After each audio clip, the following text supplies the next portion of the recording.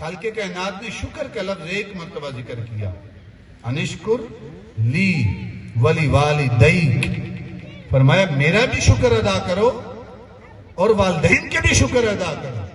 اب لفظ شکر کا ایک ہے لیکن اس کی نسبت دو ذاتوں کی طرف ہے، والدین کی طرف بھی اور رب کی طرف بھی۔ لیکن جب شکر کی نسبت رب کی طرف ہوگی تو حقیقی شکر مراد ہوگا، اس لیے کہ وہ مالک و خالق و رازق ہے، وہ پالنہار ہے۔ اور اسی شکر کی نسبت جب والدین کی طرف ہوگی تو پھر حقیقی شکر مراد نہیں ہوگا بلکہ مجازی شکر مراد ہوگا، کہ والدین مجازی خالق ہیں تو ان کا شکر بھی مجازن بنتا ہے۔ یہی وجہ ہے کہ آج ایک شے کی نسبت جب اللہ کی طرف ہو تو معنی الگ انداز سے ہوتا ہے، خالق بھی زندہ ہے، ہم بھی زندہ ہیں۔ یہ شرک بنتا نہیں ہے۔ وجہ کیا ہے؟ وجہ یہ ہے کہ اگر وہ زندہ ہے وہ اپنی زندگی میں کسی اور ذات کا محتاج نہیں ہے۔ ہم اگر زندہ ہیں تو اپنی زندگی میں اس خالق کے محتاج ہیں، لیکن ہے وہ بھی زندہ ہے، ہم بھی زندہ ہیں۔ نسبت زندہ ہونے کی دونوں طرف ہے، وہ بھی ہے ہم بھی ہے، لیکن وہ کسی ذات کا محتاج نہیں ہے۔ یہی وجہ ہے کہ جب نسبت بدلتی ہے تو معنی بدل جاتا ہے۔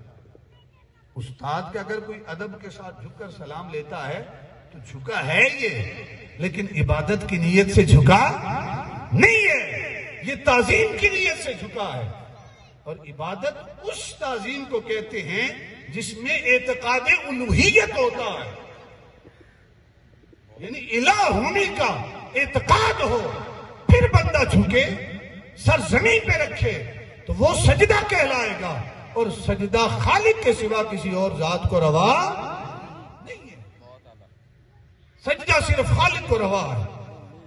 ہاں اگر کوئی آپ اپنے والدین کے قدم چومتے ہیں، جھکے تو ہیں آپ، بظاہر سجدے والی کیفیت بھی بن جاتی ہے، لیکن شرک ہوگا نہیں، اس لیے کہ تم تعظیماً جھکے ہو۔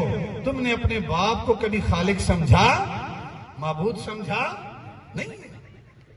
فرق یہاں پہ آتا ہے کہ جب نیت جانچے بغیر ہم کفر اور شرک کے فتوے بانٹتے پھرتے، خود کو مومن اور دوسروں کو دائرہ اسلام سے خارج کرتے پھرتے ہیں، خدا را امت محمدیہ پریشان کرو۔